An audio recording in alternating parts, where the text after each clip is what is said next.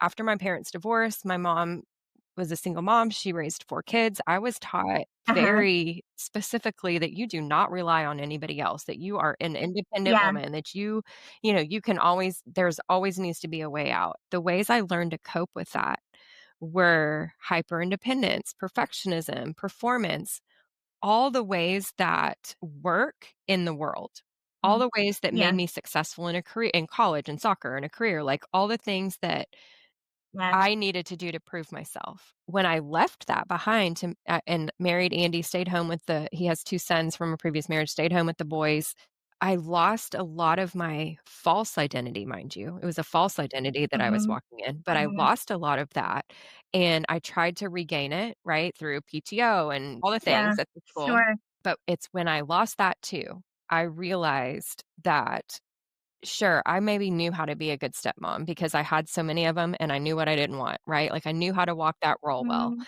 but I Aw. did not know how to be a good wife. I didn't know how to Uh-huh. be open and caring, like I said, all those things that were so compact in my soil, like, I knew how to be Sure. independent and a perfectionist and perform, and I could take care of all that the house could be in order and, everything could be perfectly in line. But that didn't create connection. Again, like, if not for my marriage and the downfall, to me, that was like tilling the soil. That was like getting Yeah. in there, getting kinda mixing up those false beliefs, mixing up those old coping mechanisms that didn't work in my marriage anymore. I couldn't understand it. I had been successful my whole life, or so I thought, but the Sure. definition of success in a marriage looks very different than the definition of success in a world.